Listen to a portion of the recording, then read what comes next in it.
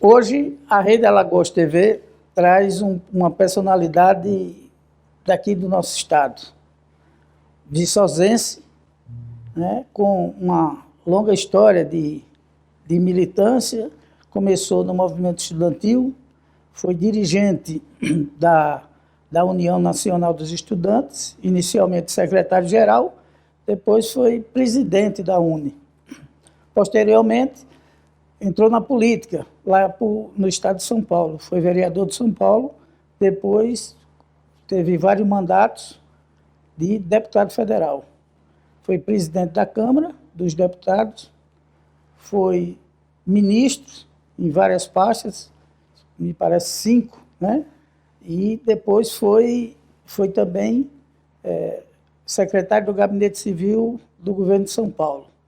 Estamos falando aqui do Aldo Rebelo. É isso? Falei tudo que tinha para falar, ou você, o seu currículo eu sei que é grande, viu, Aldo? Mário, tudo bem? Um grande abraço, viu? Prazer em falar com você aí das Alagoas. Estamos aqui em São Paulo. Um abraço, meu amigo, reencontrá-lo. Estou aqui às suas ordens. Suas ordens. Bom, na verdade, a gente vai conversar com o Aldo várias questões. Um deles, a gente vai começar sobre o livro que ele escreveu sobre o Quinto Movimento. Eu gostaria que você falasse um pouco sobre o Quinto Movimento, Aldo. Mário, o Quinto Movimento é uma reunião das minhas ideias, das minhas opiniões, do meu pensamento sobre o Brasil, com as minhas propostas, porque o Brasil vive um impasse, uma situação difícil, uma encruzilhada histórica, como se dizia antigamente, e os caminhos para tirar o Brasil desse impasse, dessa encruzilhada, não é um caminho simples e nem fácil, senão já teria sido usado. E o Quinto Movimento, o título, se explica porque eu divido a história do Brasil em 4 grandes períodos. E eu dou a esses períodos o nome de movimentos para dizer que a história não é apenas uma sucessão de datas, de cronogramas. A história é uma sucessão de grandes movimentos que constroem uma nação, que constrói um país. E qual teria sido o primeiro desses grandes movimentos? A primeira fase, a primeira história do Brasil é a construção do nosso território, da nossa base física. O Brasil é um continente de 8,5 milhões de quilômetros quadrados, que vai ali do Rio Grande do Sul até a fronteira com a Venezuela, vai do Atlântico, atravessa até quase os Andes, lá na Amazônia. E construir esse território foi um desafio muito grande, porque era um país que foi o Império Colonial Português, com recursos limitados, disputando o território com outros impérios coloniais, como o inglês, o francês, o holandês, o espanhol, e Portugal terminou se superando e construindo um império colonial que é um continente. Então, esse foi o primeiro movimento. E qual foi o segundo movimento? O segundo movimento foi uma epopeia, foi a construção da nossa independência. Nossa independência não foi apenas um grito aqui em São Paulo, em 1822, no Ipiranga. Não, a nossa independência teve os episódios da Conjuração Mineira, que muitos chamam de Inconfidência, do sacrifício de Tiradentes. Antes teve a revolta de Vila Rica, do Filipe dos Santos. Depois teve a Conjuração Baiana, ou a Inconfidência dos Baianos. Tivemos ainda a Revolução Pernambucana de 1817, que foi outra tentativa de independência, até que alcançamos em setembro de 1822 a nossa independência, mas também tivemos que fazer uma guerra na Bahia, uma guerra lá no Nordeste, com batalhas importantes, como a Batalha do Genipapo, lá no Piauí, até que as tropas portuguesas fossem finalmente expulsas do Brasil. Esse foi o segundo movimento. O terceiro foi a luta para consolidar essa independência, porque fazer a independência, tudo bem. as colônias espanhóis fizeram, e o que aconteceu depois? Se dividiram, se fragmentaram. A ideia do Bolívar era fazer uma grande América espanhola forte, uma pátria grande, como ele dizia. A pátria grande terminou se esfacelando. Aí veio Uruguai, veio Argentina, Paraguai, Bolívia, Chile, Venezuela, Colômbia, Equador. Isso tudo era o que foi o Império Colonial Espanhol. Então, a terceira fase, a terceira etapa, o terceiro movimento era consolidar a independência e a unidade do país. Por quê? Porque cada região queria ser uma república. Essa era a aspiração da época. O Pará queria ser independente de Portugal, mas também do Rio de Janeiro. Pernambuco queria ser independente do Portugal, mas também do Rio de Janeiro. O Rio Grande do Sul queria ser independente de Portugal, mas também do Rio de Janeiro. E o que salvou o Brasil foi que a independência veio com uma monarquia centralizada, um imperador, que foi o único caudilho do país e que não permitiu o surgimento de outros caudilhos que fizessem as suas próprias repúblicas. Mas o Brasil sofreu tentativas de separatismo. Nós tivemos, durante a regência, num período, 3 movimentos separatistas simultâneos, 3 ou 4, ali entre 1835 e 1845. Você teve a Guerra dos Farrapos, violentíssima, mais de 10 mil mortos, uma duração de mais de 10 anos. Você teve a Sabinada na Bahia, também outro movimento separatista, republicano. Você teve a Balaiada no Maranhão, também violentíssima. E você teve a cabanagem lá no Pará também, com muitas mortes de governadores, execuções, uma violência que alcançou todo aquele vale da Amazônia. E tudo isso foi debelado por quê? Porque você tinha 2 instituições que não se ligavam aos caudilhos locais, que eram a Marinha e o Exército. A Marinha não queria ser uma marinha de um caudilho, a Marinha do Rio Grande do Sul, a Marinha de Pernambuco, a Marinha do Pará, ou do Maranhão, ou da Bahia. A Marinha queria ser a Marinha do Brasil, o Exército da mesma forma. Então, com base nessas 2 instituições, o imperador, Dom Pedro I e depois o Dom Pedro II, conseguiram pacificar o país, submeter os rebeldes, ou pela violência, ou pela negociação, depois manter o país unido. Esse foi o terceiro movimento, que foi muito difícil. O quarto movimento foi a partir da República. É a construção da base material, da economia. Veio principalmente com Getúlio, que iniciou o processo de siderurgia no Brasil, de construção das nossas instituições republicanas, de valorização do ensino público, de dotar o país de uma legislação social avançada, libertar os trabalhadores da tutela do trabalho sem limites, sem regras, quase que uma nova forma de escravidão. Então, isso foi o Getúlio Vargas. Esse período avança depois com o governo do Juscelino. Tem uma fase com os governos militares, quando são construídas instituições ligadas à ciência e tecnologia, como o FINEP, inicia-se a indústria de petroquímica, de celulose no Brasil, a construção da Embrapa, Empresa Brasileira de Pesquisa Agropecuária, que mudou o perfil e o panorama da produção agropecuária no Brasil, e transformou o Brasil de um importador de alimentos em um exportador de alimentos.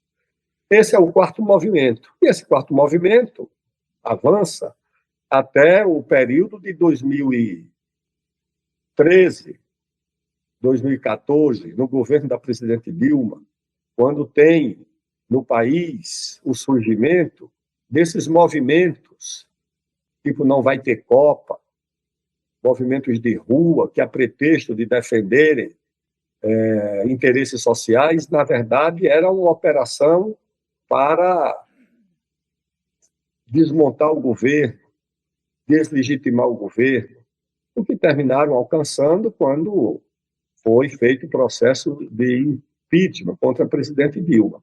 E, a partir dali, o país ficou desnorteado, o país está dividido entre esquerda e direita. O que é que isso explica o Brasil? O Brasil dividido entre pretos e brancos, entre homens e mulheres. O Brasil dividido por regiões. Querem alimentar agora o regionalismo divisionista, porque o regionalismo do Brasil nunca foi divisionista. Os mais nacionalistas eram os mais regionalistas, os nordestinos e os gaúchos. Agora querem inventar uma divisão. Então, esse é o processo de desorientação. E o quinto movimento é o movimento de retomada do processo anterior, do desenvolvimento do país, da redução das desigualdades e da valorização da democracia. Esse é o quinto movimento que eu proponho na economia, na educação, na cultura, na ciência e tecnologia, na defesa, na segurança pública e assim por diante. Muito bem. Aldo, você escreveu também recentemente um livro sobre exatamente Dom Pedro I, não é isso? Exatamente, Mário. E aí? Fala um pouco sobre ele. Dom Pedro I, eu considero a personagem da nossa história mais injustiçada, mais incompreendida. Dom Pedro I foi muito importante para o Brasil. Dom Pedro I foi muito grande para o Brasil.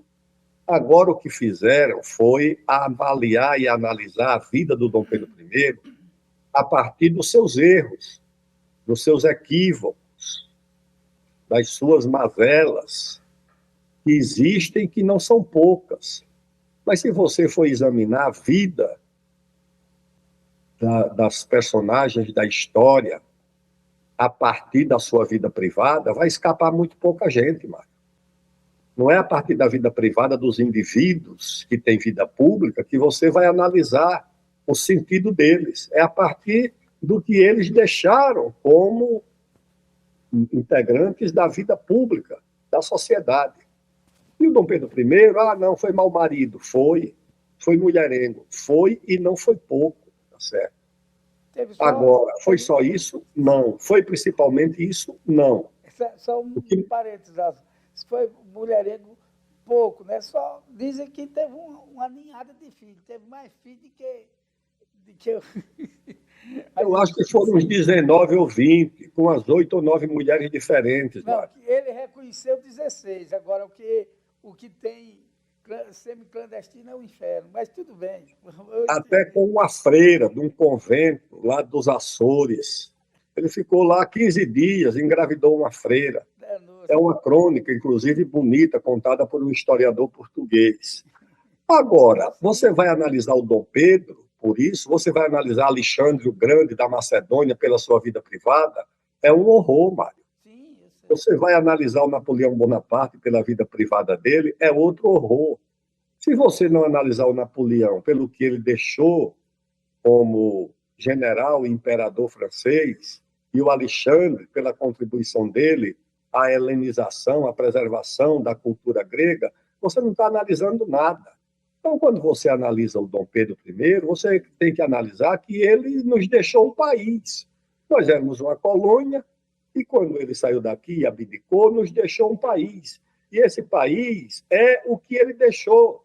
Mudou, claro, de monarquia para república, mas as dimensões, o tamanho, o território, tudo isso foi uma herança do Dom Pedro I. E é um homem que, quando morre aos 34 anos, você veja só,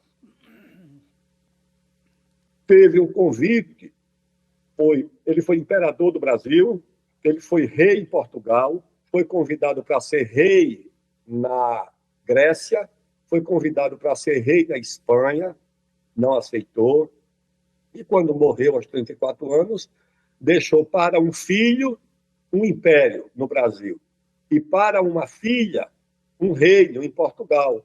Ele faleceu lá no Palácio de Queluz, e quem era a rainha de Portugal era a filha dele, Dona Maria I, uma menina de 15 anos. E quem era o imperador do Brasil era o outro filho, Dom Pedro I, Dom Pedro II. Então, é essa a grandeza e a capacidade dele de manter o Brasil unido, porque a independência foi em 1822, em 1824 já teve um movimento separatista muito forte lá em Pernambuco, a Confederação do Equador, tinha bandeira, tinha emissários diplomáticos para os Estados Unidos. tinha apoio americano. Quando o Frei Caneca foi fuzilado no Forte de Cinco Pontas, lá em Recife, do lado dele foi fuzilado um cidadão americano que estava metido na confusão, no separatismo. Então, ele nos deixou um país unido, deixou um território unido. Isso não é pouca coisa. Então, nós devemos isso ao Dom Pedro I. Foi o nosso primeiro e único caudilho, porque o que arruinou a América Espanhola era que cada lugar tinha um caudilho que queria o seu próprio país, e conseguiu fazer. O Dom Pedro disse, não, aqui só tem um que sou eu e ninguém mais vai dividir o país. E isso nós devemos ao Dom Pedro, e o meu livro é exatamente como se fosse um preito de gratidão, de reconhecimento a esse homem tão injustiçado, que passou a história muito mais pelos seus defeitos do que pelas suas grandes qualidades e grandes virtudes. Era tido como um homem rude, pode ter tido alguma coisa de rudeza no seu comportamento, mas era um homem culto. O Mário, o Dom Pedro I, aos 9 anos de idade, ou seja, uma criança, lia os poetas latinos em latim, lia Virgílio em latim. Isso não é dito por ele, é dito pelos preceptores, pelos professores. E ele veio de Portugal para o Brasil, no convés do navio, lendo a Eneida do Virgílio em latim. Isso não é pouca coisa, Mário. Ele citava o padre Antônio Vieira nas cartas. Ele tinha a ideia da grandeza de Portugal e de que essa grandeza deveria ser transmitida para a grandeza do Brasil. Diz isso ao pai dele. O pai dele declarou o Reino Unido a Portugal e Algarves aqui no Rio de Janeiro, que era a sede do Reino Unido. Ele dizia que o Brasil estava destinado a ser o país mais importante do mundo. Era essa a visão do Dom Pedro I. E a minha biografia é para ressaltar essas virtudes dele, sem esconder os defeitos. Está lá um capítulo sobre a Marquesa de Santos, que foi a principal amante da vida dele. Está lá também o capítulo sobre o homem que foi injustiçado por ele, que foi o Zé Bonifácio, sobre a imperatriz Leopoldina, uma grande mulher, grande defensora do Brasil, da independência do Brasil, que sofreu muito, foi muito maltratada por ele. Mas esses episódios estão lá. Mas está lá principalmente a grande obra do Dom Pedro, que foi construir e dar vida a um país continental, que é a nossa querida pátria, o nosso querido Brasil. Pois bem, Aldo, vamos conversar um pouco sobre a sua situação política como pré-candidato à presidência da República. Você lança, quer dizer, o partido anunciou nacionalmente a sua pré-candidatura. Esse seu desafio nessa candidatura, como é que você está pensando do ponto de vista da discussão sobre a situação, por exemplo, da política econômica? O que é que você tem alguma coisa a apresentar? Quais são as suas propostas nessa área? Mário, a minha ideia sobre a economia é um diagnóstico e uma solução que já está presente no diagnóstico. Qual é o diagnóstico? Qual é a minha avaliação? É que o Brasil é um país rico. O Brasil não é um país pobre. O Brasil é um país interditado. O Brasil é um país bloqueado. O Brasil tem a maior fronteira agropecuária do mundo, que vai se transformando em agroindústria. O Brasil tem a maior fronteira mineral do mundo. O Brasil tem a maior fronteira de energia do mundo, de biotecnologia ou de biodiversidade do mundo. Quando você fala em terras raras, por exemplo, o Brasil tem a maior fronteira de terras raras, não é a China. A China tem o que já é conhecido, porque ela mapeou todo o seu território. O Brasil não fez isso ainda. Não mapeou nem 30%. Mas as terras raras estão no Brasil. E quem quiser saber o valor dessas terras raras, veja o que aconteceu recentemente. A única mina de terras raras licenciada no Brasil, a única, fica lá em Goiás. Os americanos entraram com 500 milhões de dólares no primeiro momento, ou seja, 2,5 bilhões de reais, e depois simplesmente adquiriram a mina por 14 bilhões de reais. Uma empresa americana que tem como sócia o governo dos Estados Unidos. 14 bilhões de reais é o preço de qualquer grande empresa brasileira na Bolsa de Valores. Agora, eu posso te dizer que o Brasil tem condições de ter 200 minas como essa, no mínimo 200, espalhadas pelo Brasil inteiro. Você toma um estado como Roraima, aquilo ali é uma Dubai de terras raras. Você vai encontrar outro tipo de minério em Roraima, mas vai encontrar principalmente terras raras. Portanto, se você desinterditar o Brasil, se eu digo no diagnóstico que o Brasil é rico e interditado, a solução, portanto, é muito simples, é desinterditar o país. Como é que você desinterdita o Brasil? Enfrentando essas corporações. O Brasil não é apenas um país interditado, o Brasil é um país ocupado. Nós tivemos uma independência em 1822 e agora precisamos de ter outra independência, porque organizações não governamentais financiadas do exterior mandam aqui, essas corporações que dominam o Estado brasileiro, o Ministério Público, IBAMA, FUNAI, Ministério do Meio Ambiente, Ministério de Populações Indígenas, Juizado de Primeiro Grau, essa gente que paralisa o país. Se você desinterdita, desempodera, como é que o Estado hoje no Brasil pode se tornar indutor do investimento? Desburocratizando. Desburocratizando e facilitando o investimento. Aí o Brasil poderá ter, por exemplo, Mário, um fundo soberano de terras raras. Vai ser muito grande, muito importante, porque elas não estão disponíveis para quem quer. Os Estados Unidos não têm terras raras no seu território, por exemplo. E o Brasil vai poder também emitir títulos lastreados em terras raras que vão ser disputados no mundo inteiro, mas com uma condição, desde que essas terras raras estejam disponíveis. Se as terras raras estiverem disponíveis, elas podem constituir um fundo soberano. Se as terras raras estiverem disponíveis, elas podem constituir um lastro para títulos emitidos com base em terras raras. Se elas estiverem indisponíveis, se elas estiverem interditadas pelo Ministério Público, pelo IBAMA, pela FUNAI, pelo juiz de primeiro grau, pela ONG, pelo Ministério do Meio Ambiente, pelo Supremo, pelo Ministério das Populações Indígenas ou por quem quer que seja, acabou, ninguém vai querer isso, ninguém vai dar valor a isso.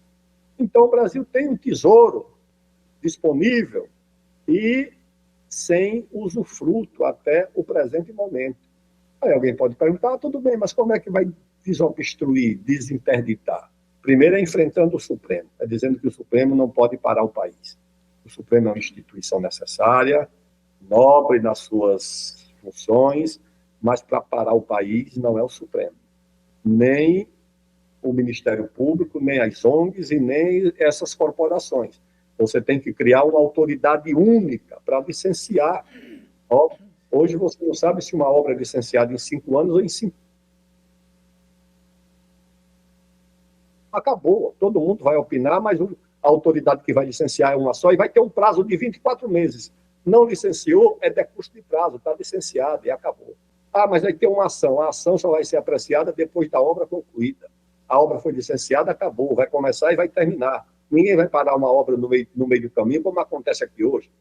Qualquer desocupado de uma ONG entra no Ministério Público, e o Ministério Público, que, de certa forma, virou o braço jurídico das ONGs no Brasil, para qualquer obra. Recorre a um juiz de primeiro grau, que acha que é militante do Greenpeace, e para a obra, não, isso tem que acabar, Mário. Isso tem que ser substituído. FUNAI demarcar terra indígena não pode mais, acabou. A FUNAI vai fazer o parecer. A demarcação vai ser uma outra autoridade que vai agir com independência, com lisura, que não vai demarcar terra indígena onde não tem índio, como tem acontecido, que não vai querer demarcar a cidade de Palmeira dos Índios e transformá-la em terra indígena, como está acontecendo aí em Alagoas, que é uma coisa escandalosa, que não vai querer demarcar terra indígena lá na região de Rodelas, que tem uma fazenda de 400 anos. Isso não tem cabimento. E o IBAMA e o ICMBio não podem mais demarcar unidade de conservação. Vai ter que ter uma outra autoridade. IBAMA e ICMBio vão fazer o parecer. Agora, deixar o IBAMA e o ICMBio sair demarcando unidade de conservação a qualquer custo, em qualquer lugar. Em 2015, Mário, eu era ministro da Ciência e Tecnologia. Recebi uma delegação da Alemanha, uma grande delegação, que eu levei para ver a Amazônia, para inaugurar lá uma torre de observação atmosférica, doada por eles. Tratei muito bem. Sabe o que eles queriam discutir? Terras raras. E eu falei para o presidente Dilma, olha, essa delegação alemã veio aqui discutir terras raras. Isso há 11 anos.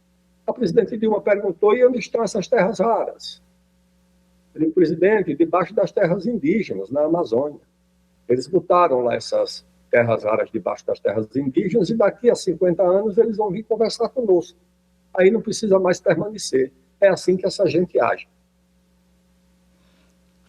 Raul, você falou aí de alguns setores que são responsáveis de travar todo esse processo brasileiro.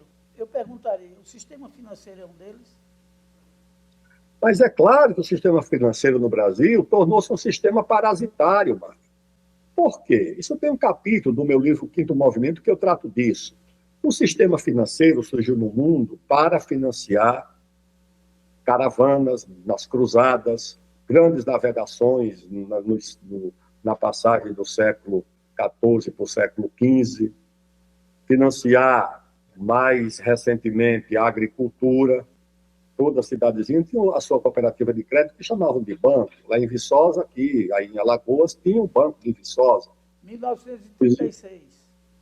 Os estados criavam seus bancos. O banco, mas era o quê? Banco da Produção, que era esse do Banco de Alagoas.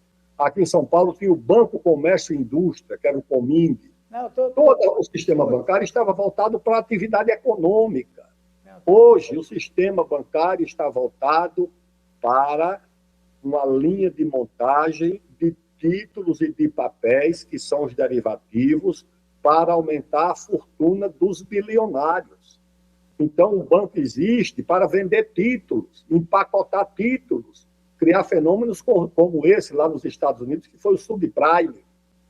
Você fazer engenharia de papéis para aumentar a renda e a aplicação dos ricaços, e não para financiar a produção, a atividade econômica, a indústria, o comércio, a agricultura. E pior do que isso, Mário, os bancos se transformaram em, não todos, com honrosas exceções, em instrumento de lavagem de dinheiro ilegal. Tem um livro que eu li, do professor Jan Ziegler, chamado A Suíça Lava Mais Branco, mostrando como os bancos suíços lavam o dinheiro do narcotráfico, lavam o dinheiro do tráfico de armas e lavam o dinheiro de outras atividades ilícitas. Aquele grupo que atirou no Papa João Paulo II, que era uma máfia turca chamada Lobos Cinzentos, segundo o livro do professor Jan Ziegler, esse dinheiro era lavado exatamente por um banco na Suíça. Você tem o caso também daquele escândalo Irã-Contras. Os americanos vendiam armas para o Irã e o dinheiro era destinado para os guerrilheiros, os contras da Nicarágua. Aquilo ali também tinha banco lavando esse dinheiro. E o próprio governo sabe disso. Eu fui presidente de uma comissão de fiscalização e controle das atividades de inteligência.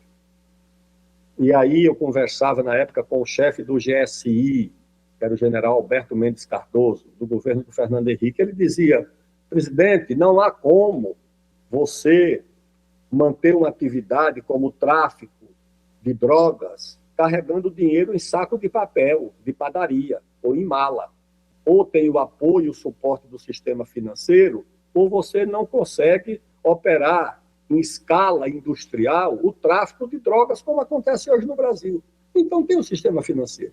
Aí você vai perguntar para um banqueiro como é que é esse dinheiro, ele pega 2 notas de R$100 e diz o seguinte, qual que vem do tráfico e qual que não vem. Ou seja, para ele não importa a origem do dinheiro.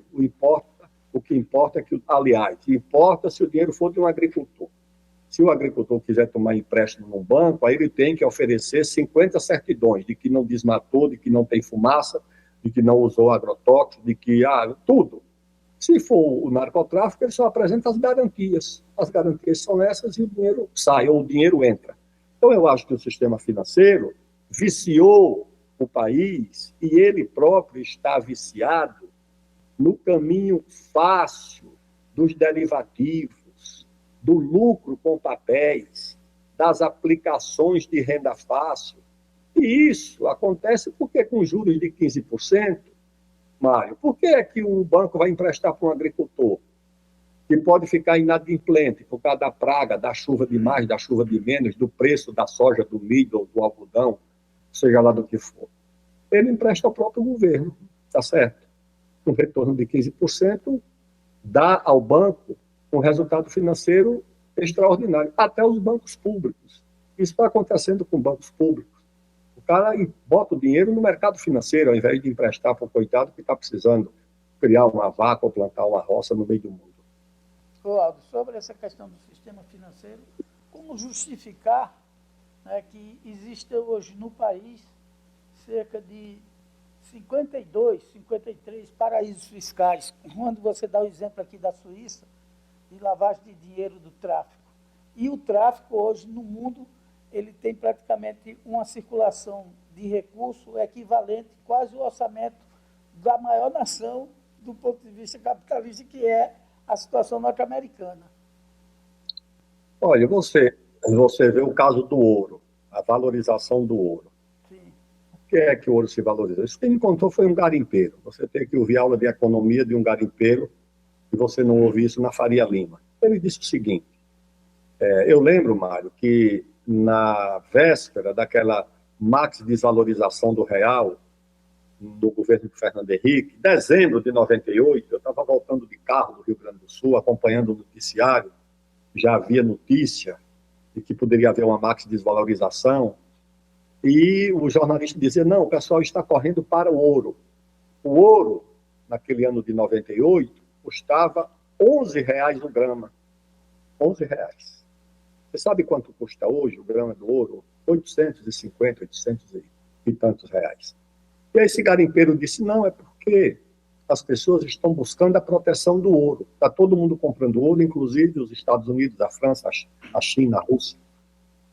E o comércio também, a troca está sendo feita em ouro, porque o cara não quer entrar no dólar para não passar por aquele sistema SWIFT que o governo americano passou a usar como moeda de sanções contra outros países. Então vão para o ouro. Eles, a Arábia Saudita e a China fazem o seu comércio em ouro. Então o ouro passou a ser, em certa medida, a moeda, e também a moeda das transações ilegais. É isso que está acontecendo. E os paraísos fiscais foram construídos para quê? Para proteger, não é para proteger o dinheiro legal. O dinheiro legal não precisa ser depositado num paraíso. Se é paraíso fiscal, é dinheiro escondido de alguma coisa, por alguma razão. Você vai na Suíça, eu fiquei uma vez no hotel, e a porta do hotel tinha uns 500 quilos, toda blindada. Eu perguntei lá para o nosso embaixador, que hotel é esse? Ele disse, não, esse hotel é o hotel de um grupo árabe. Eles compraram o hotel, porque eles tomam conta do hotel, a segurança do hotel é deles, as camareiras são deles, a cozinha é deles, as lojas do hotel são deles, tudo deles por causa de segurança. Eles vêm lá de um país árabe daqueles, e aqui, se eles não tiverem segurança, eles podem ser expostos aos inimigos que podem vir de lá para emboscá-los aqui. E eles trazem, quando vêm lá do país árabe deles, 2 Boeings, um Boeing com a família e outro Boeing atrás com segurança, que desce armada, tudo isso com a concessão das Forças Armadas da Suíça. Por quê? Porque o dinheiro eles botam lá, o dinheiro deles está por lá. Então, a Suíça, de fato, como diz esse Jan Ziegler, a Suíça lava mais branco por causa disso. Pois é. Mas, veja só, na questão brasileira hoje, qual a alternativa que teríamos um país que tem anualmente um pagamento do serviço da dívida de mais de 1 trilhão? Mário, o caminho para você reverter essa relação dívida-PIB é o caminho do crescimento da economia. Se o país começar a crescer a taxas de 4%, por exemplo, em pouco tempo você vai ter a reversão da taxa de juros, Por quê? Porque o dinheiro não precisará ser mais caro, porque ele vai estar disponível no país. Você vai ter um choque de investimento privado. Se você desbloquear a fronteira agropecuária, a fronteira mineral, a fronteira de energia, o petróleo, porque o petróleo está bloqueado desde o petróleo lá da bacia de Pelotas, no Rio Grande do Sul, até o petróleo da bacia lá do Amapá, da margem equatorial. Então, tudo parado, tudo bloqueado. Você entra pela Amazônia dentro, tudo bloqueado. Você tem petróleo na Amazônia inteira. Aliás, no Brasil, nós vivemos uma situação de bonança. Agora acabaram de redescobrir mais um outro poço promissor ali em Campos, no Rio de Janeiro. Você tem essa margem equatorial, começa no Rio Grande do Norte. Tem 3.000 quilômetros de litoral, vai do Rio Grande do Norte, passa pelo Ceará inteiro, pelo Maranhão inteiro, pelo Amapá inteiro, pelo Pará e depois pelo Amapá. Imagine, é muito litoral a margem equatorial. Agora o IBAMA chega e diz que não pode explorar. Então, se você abrir a fronteira mineral, a fronteira de energia, a Eletrobras tem um estudo dizendo que o Brasil pode dobrar a geração de energia hidrelétrica com 8 ou 9 novas hidrelétricas na Amazônia. Todas lá prontas, prontas. Por quê, Mário? Porque nós aprendemos isso na geografia do curso primário. E a planície amazônica recebe os rios de 2 planaltos. Rios do Planalto Central, como é o caso do próprio Tapajós, ou do próprio Xingu, ou rios, ou em parte do próprio Madeira, ou rios que vêm do Planalto das Guianas, como o Rio Branco, ou Potingo, e os outros lá que passam por Roraima. Esses rios são fábricas naturais de energia, porque eles chegam à planície formando corredeiras e cachoeiras. O Rio Madeira tem 19 cachoeiras, entre Porto Velho e a fronteira com a Bolívia. Né? Então, a Eletrobras planejou tudo isso está parado, porque a ONG, o IBAMA, o Ministério Público, o juiz de primeiro grau, o sujeito faz um concurso para ser promotor, ele acha que passou no concurso para ser militante do Greenpeace. Faz um concurso para juiz, ele acha que passou no concurso para ser militante do SOS Mata Atlântica. Isso está errado. Não tem problema nenhum que os militantes do Greenpeace distribuam panfleto na Avenida Paulista. Agora, mandar no país, como tem mandado, eu acho que isso é inaceitável. Lualdo, eu queria retornar um pouco com essa questão do pagamento da serviço da dívida. Eu queria só resgatar um pouco. Eu sei um pouco, acompanhei assim de longe, mas a experiência que se teve com o levantamento sobre a dívida da Grécia e outra que foi feita aqui no Equador. Todas as duas estavam numa situação extremamente difícil, né?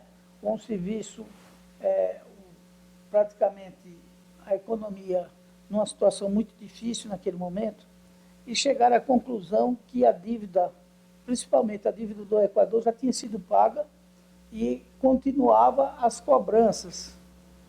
Se terminou fazendo um acordo, tanto um como o outro, no que diz respeito ao pagamento desse serviço da dívida. Eu pergunto a você, numa situação da presidência da República, você defenderia que fosse uma das alternativas, era saber realmente qual é a nossa dívida? Era possível se dizer assim, vamos fazer uma auditoria nessa dívida para saber se é isso mesmo? Você acha que isso é possível?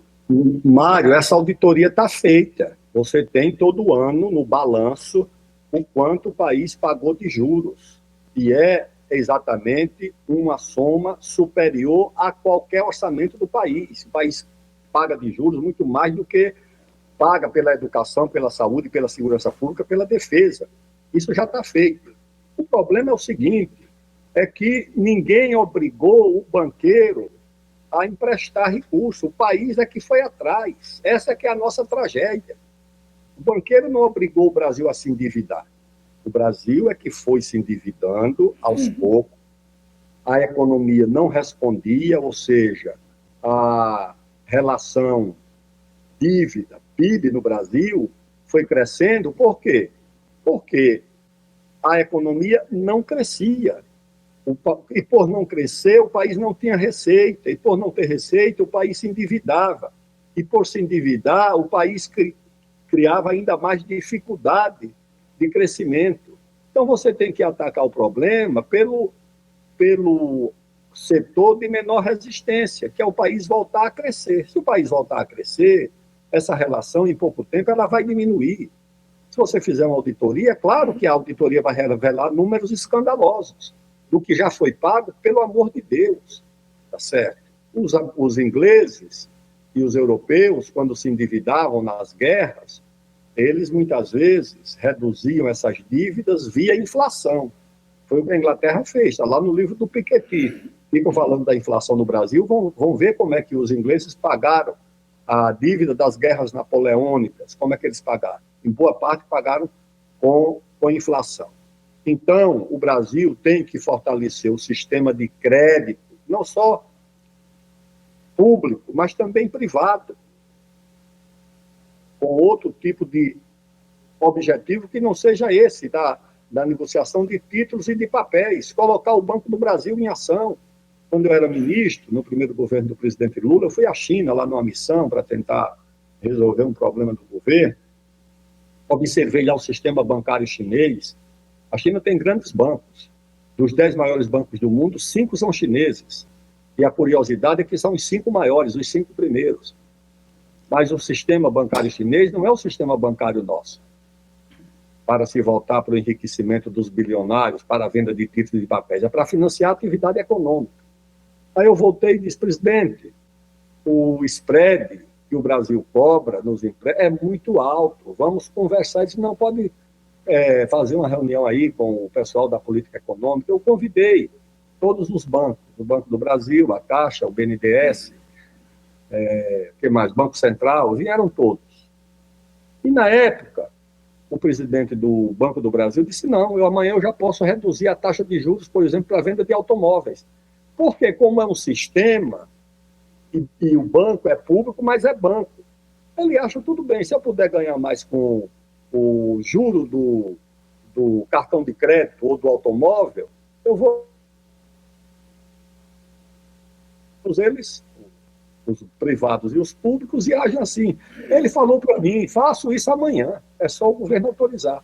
Na época, infelizmente, o governo não autorizou mais. É assim que funciona. Pablo, sobre a situação da política externa, você tem defendido sempre da necessidade de ter relações com todos os países, né? Seja política, seja econômica. Mas você não acha um pouco que esse quadro, principalmente, lógico que é uma situação pontual do atual governo do Trump, mas essas ameaças que Trump tem feito no mundo inteiro, né? Vários países, isso não extrapola um pouco a possibilidade de uma tentativa, eu não diria invasão, mas uma tentativa de perseguição ao governo brasileiro, seja lá quem for, para defender os interesses dele? É possível, Mário. Nós já tivemos no Brasil experiências com os Estados Unidos muito boas e muito más. Os Estados Unidos foram o primeiro país do mundo ocidental a reconhecer a nossa independência. Os primeiros foram as monarquias escravas, que ajudaram na independência porque queriam continuar vendendo escravos para o Brasil. Elas reconheceram a independência e até ajudaram na Guerra da Independência. Mas depois dessas monarquias escravistas africanas, foi os Estados Unidos.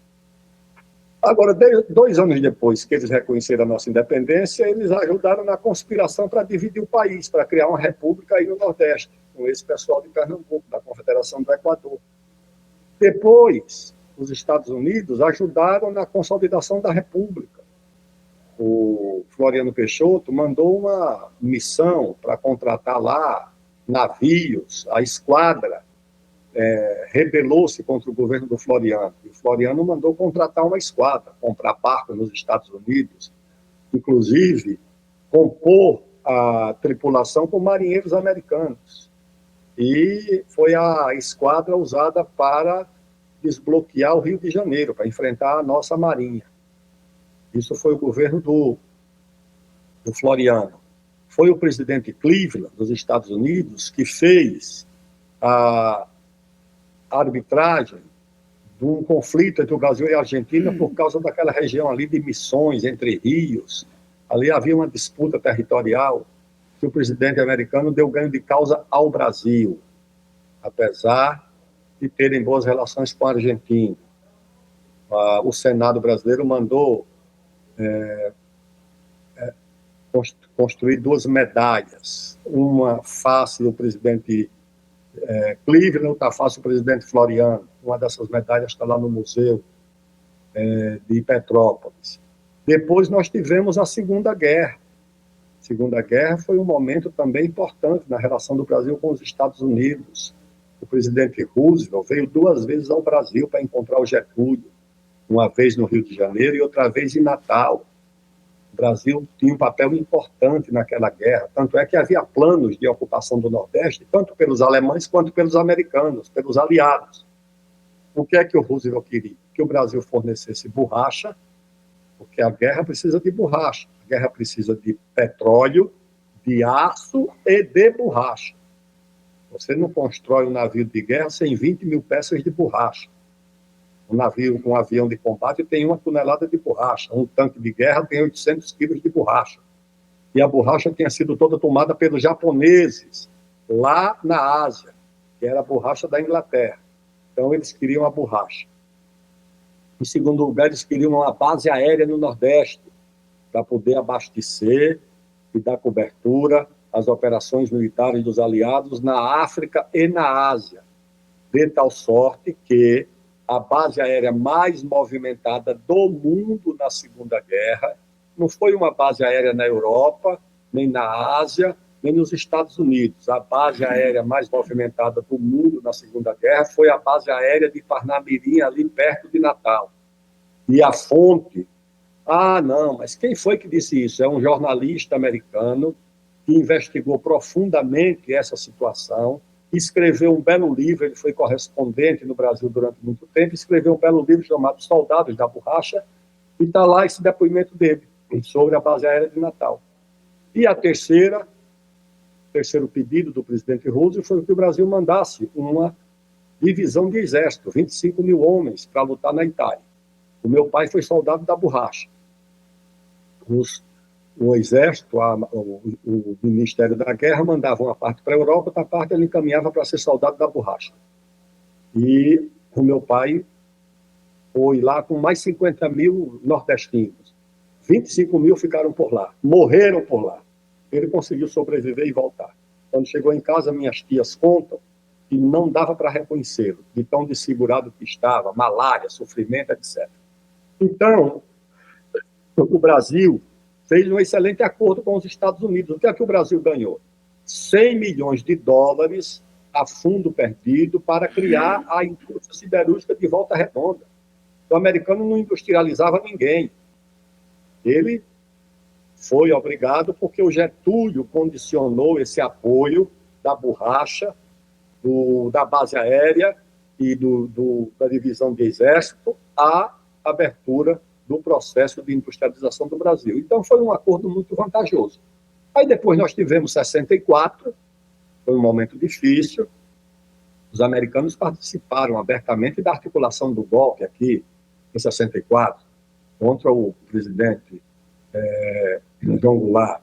E depois nós tivemos o rompimento do acordo militar entre o Brasil e os Estados Unidos pelo governo Geisel, por causa da sabotagem contra o programa nuclear brasileiro, por causa da sabotagem contra o programa espacial brasileiro, por causa da sabotagem contra o acordo nuclear do Brasil com a Alemanha, levou o presidente Geisel a romper o acordo militar de cooperação com os Estados Unidos. Então, nós tivemos momentos difíceis, momentos importantes, e com os Estados Unidos vai ser sempre assim, vai ser uma relação de unidade em torno de algumas questões e de luta e de disputa. Os Estados Unidos têm a desconfiança de que, se o Brasil der certo, vai ser uma sombra na América Latina. Aqui é um hemisfério, que é o hemisfério ocidental. Se nesse hemisfério, além dos Estados Unidos, tiver uma outra potência aqui embaixo, vai ser uma razão de desconforto, de incômodo, uma potência, porque se for uma potência econômica, poderá ser uma potência científica, uma potência tecnológica, uma potência militar, uma potência diplomática. Claro que os Estados Unidos, a todo custo, procuram evitar que isso aconteça. E nós temos que, ao mesmo tempo, conviver com isso. Quando eu era ministro da Defesa, eu falava para os outros ministros aqui da América do Sul o seguinte: nossa relação com os Estados Unidos tem que ser baseada no seguinte princípio: não fazer nada que afronte os interesses dos Estados Unidos e nem aceitar nada dos Estados Unidos que afronte os nossos interesses. Então, é um jogo de empate. Você tem um vizinho poderoso, arrogante, então um confronto aberto com ele é sempre desvantajoso para quem faz o confronto, mas também você não pode aceitar nenhum tipo de afronta aos seus interesses. O Brasil tem que se orientar por aquele princípio que o artigo 4º da nossa Constituição estabelece, né? Harmonia, convivência pacífica e solução pacífica dos conflitos, quando isso for possível. Para finalizar, Aldo, como é que está a pré-candidatura? Mário, a pré-candidatura é uma aventura do melhor sentido da palavra, como tem sido a minha vida, certo? Você sabe que nós convivemos aí no movimento estudantil. Eu saí de Alagoas para vir aqui participar do movimento estudantil, para a diretoria da UNE, contra a opinião da minha mãe, que não queria, contra a opinião dos meus professores na Universidade Federal de Alagoas, que não queriam. O professor Juarez era o diretor jurídico da universidade, disse: não, termina o seu curso, nós te damos uma bolsa para você ir para a França e você volta para dar aula. E o meu pessoal lá do Jornal de Alagoas, dos Diários Associados: não, aumentamos 3 vezes o teu salário e você fica por aqui no jornal. Eu larguei tudo isso por uma aventura, que era o espírito da época. Eu queria conhecer outros caminhos e fui aí para a UNE, e não me arrependo. A experiência na UNE foi maravilhosa. Precocemente, para quem nasce no interior de Alagoas, eu nasci na roça. Você conhece bem que a tua família é de lá, de Viçosa. Eu também. Você também, nasci perto da terra do teu avô. Então, por ali, eu nasci na roça, de parteira, me alfabetizei em escola rural e saí rolando ribanceira, cheguei na universidade e cheguei na UNE. Na UNE eu conheci o mundo, reunia com embaixadores, viajava pelo mundo inteiro, era convidado como presidente da UNE, e isso me obrigava a me preparar para essas conversas, para esses temas, para esses debates. A gente debatia sobre tudo, desde a ocupação da embaixada dos Estados Unidos no Irã. A embaixada nos procurou, a embaixada dos Estados Unidos queria ouvir a diretoria da UNE sobre o que nós achávamos daquilo. E nós assumimos uma posição crítica, que deu a maior confusão, depois revertemos a posição, mas éramos procurados pela embaixada dos Estados Unidos. Tínhamos diálogo de alto nível com a política no Brasil, encontrávamos Tancredo Neves, Brizola, seja lá quem fosse na época, e ia para o mundo inteiro, né? Era convidado. Eu fui para a Alemanha, para a União Soviética, para Cuba, para a França, para a Tchecoslováquia, para a Espanha. Bem, então essa era a vida. Depois eu entrei aqui na política em São Paulo, virei vereador, fui deputado, fui secretário da Casa Civil, fui ministro de 4 ministérios diferentes, né? Mário, fui tudo isso.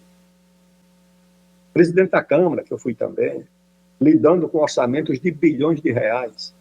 Graças a Deus, nunca tive uma conta minha rejeitada no Tribunal de Contas. Nunca tive uma ação do Ministério Público por conta de minha atividade nos ministérios. Nunca tive um processo no Supremo Tribunal Federal. Então, a minha aventura é uma aventura que pode ser contada porque é uma vida limpa, uma vida sem máculas, sem marcas. Pelo contrário, em todos os ministérios que eu ocupei, deixei os ministérios em situação muito melhor do que o que tinha encontrado, com uma agenda, com realizações, com feitos nos ministérios que eu ocupei. Então, eu acho que eu tenho a obrigação de oferecer ao meu país essa experiência, que é que eu acho do Brasil. Ciência e tecnologia, eu fui ministro. Ciência e tecnologia é ligada à inovação, à indústria, ao comércio, à agricultura, à pesquisa. Então, eu tenho que dizer, fui conselheiro do BNDES, fui ministro da Defesa, ministro do Esporte, numa preparação de 2 eventos internacionais, Copa do Mundo e Olimpíada. Eu era o encarregado de preparar esses eventos, ministro da Coordenação Política, cuidando da agenda do presidente da República, na época o Lula, cuidava pessoalmente ali todo dia, despachando com ele. O presidente da Câmara, eu tinha a agenda do país. O presidente da Câmara cuida da agenda do Brasil. Certo. Agora, eu fiz tudo isso. Fui relator do Código Florestal, fui relator da Lei dos Transgênicos. Não há, na minha biografia, nada que diga, olha, isso aí tem um sinão. Não. Todo mundo me respeitava. Até hoje eu desfruto do respeito de todos esses líderes, dirigentes da política. E eu tenho a obrigação de submeter a minha experiência e as minhas ideias nesse processo eleitoral. O resto vai ficar por conta do eleitor, né? Mas eu tenho uma visão muito otimista. Eu acho que quando o país despertar para a eleição, que agora está numa bolha de iniciados, eu acho que a minha ideia, que a minha presença pode ajudar a configurar na eleição um momento de seriedade, um momento de brasilidade e um momento de preocupação com o futuro. Encerrando, agradecendo a presença do Aldo dessa conversa e dizer que